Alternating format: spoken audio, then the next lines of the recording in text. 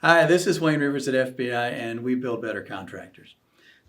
This week, I want to talk about improving outcomes with zero increase in skill. Doesn't that sound like that sounds too good to be true. The idea came from a book called The Checklist Manifesto by Atul Gawande, who also wrote Being Mortal, a great, great book. I recommend it as well. Gawande's mission was to improve healthcare around the world by using checklists. You've heard us talk about checklists before. Did it work? Did he achieve that goal? Well, I'll let you read the book and find out, but I wouldn't be talking about it if it was a flop, would I? Checklists originated with Boeing in 1935. They had a plane rolling out for the Army. They had big plans for this, and the plane went up, it took off, it flew a bit, it nosed in, crashed, and burnt.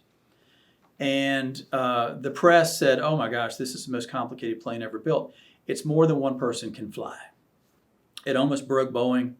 It was a disaster. The Army bought planes from somebody else.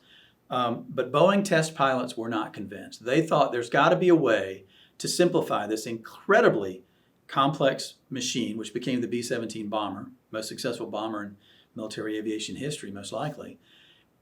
There has to be a way to simplify, and Boeing created at that point the checklist.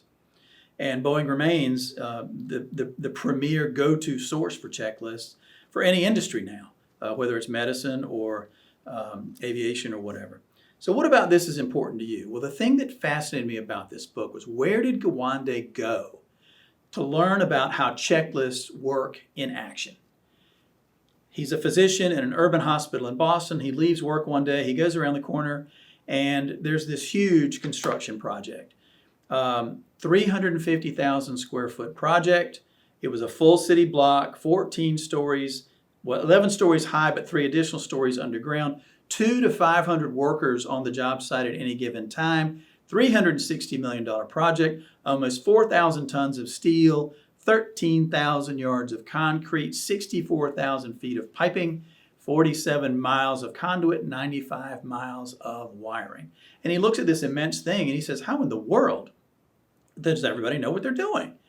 And he talked to the supervisor on the job, and the guy says, construction projects are a lot like a body that you work on as a physician. It's got a skin, it's got a skeleton, it's got a vascular system, the plumbing, it's got a breathing system, the HVAC, it's got a nervous system, the wiring. So, we're essentially putting together a body here. And Gawande had 2 questions. How could they be sure they had the right knowledge at hand? And the second thing was, how could they be sure they were applying the knowledge correctly? Interesting. Throughout history, big structures have been built by master builders. If you look at the great cathedrals of Western Europe, well, Eastern and Western Europe, those were built by master builders. There was one person with this knowledge in their heads, and they were capable of running a complete, complex job site. Well, by the middle of the 20th century, the master builder was gone. That buildings were much too complex for any one person to have all that stuff up here. Gawande wrote, the variety and sophistication of all construction processes overwhelmed the ability of any one individual. It's an absolutely true statement. So what checklist did he observe on this job site? Well, in the job site trailer, and this was in the early 2000s, there was a big printed schedule. And of course, it had all the various trades and all that stuff in different colors and the timing and all that, the critical path. On the other side of the trailer is the submittal schedule. And that's what got his attention, the submittal schedule. Because what happens in construction, apparently at that time, did not happen in medicine. He said the major advance in the science of construction, he said a science. We think of it as the business of construction, the science of construction. Think about that. The major advance in the science of construction over the decades has been the perfection of tracking communication. That's the submittal log. Now, it's not perfect. We all know that there's no such thing as a perfect process. But that's what construction, that's one of the things he used to revolutionize medicine around the world, communication. He said the operating theater is like a job site. But the doctors and the staff in an urban hospital like in the city of Boston rarely knew each other's names. They all had their profession, they all had their specialty, even the subspecialty, but they didn't know each other's names, and that was a huge thing for him. So he said when doctors and operating teams learned each other's names at the outset, evaluations of the quality of their communications jumped. Teamwork, they said, went up by 35%. This is self-evaluated. One thing that's not self-evaluated that was amazing, the turnover rate for operating room nurses dropped by 2/3. Just because everybody now felt like they were part of the team and they knew each other.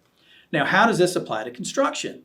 You know, we're talking about operating rooms. It seems like a long ways from construction. Two things, I think. First, superintendents and foremen set the tone for the job. They create the culture of the job, if you will. And if they use names, good eye contact, respectful communications, handshaking, getting to know us, it might be impossible to know the names of all 200 to 500 people on a job site any given day. But I know that in talking to my guys, my former contractors, where they had 200 to 300 employees in their companies, they made an effort as the CEOs to try to learn every single name. They didn't always get it right, but the more names they knew and the more personal they could be with people on the job sites, the better things seemed to work. My guy said that two things that you can take back to your construction company. First, almost everybody puts names on hard hats now. These guys recommend putting the names on the front and back of the hard hats or the front and back of vests. That way, if somebody's bent over attending to a task and you can't see their face, you still know who they are and you can say, hey, hey Dennis, or whoever it happens to be, and that makes a difference. The second thing they said is that probably the most applicable piece of this information with the names is in the area of safety. And the way John Woodcock said it was that, well, first of all, Kevin Albanese said that safety is about courage and grace. I mean, this is really good stuff. Safety is about courage and grace. Courage to call out unsafe behavior and the grace to receive that call out without judgment or getting angry. Safety is about courage and grace. Think about that. Tremendous. And John Woodcock said the names, using people's names, probably has the greatest impact in safety. And here's his example. It's a lot easier to walk past a guy doing something stupid and unsafe when you don't know his name versus saying, hey, Wayne, put your safety glasses on. I want you to be able to see your kids when you get home tonight. That is so much more personal and so much more relevant. So the two things that I think we can take away from this book, the importance of knowing people's names and using them, and the application of using those names, especially in the area of safety. I'd like to hear what you think. This is Wayne Rivers at FBI, and we build better contractors.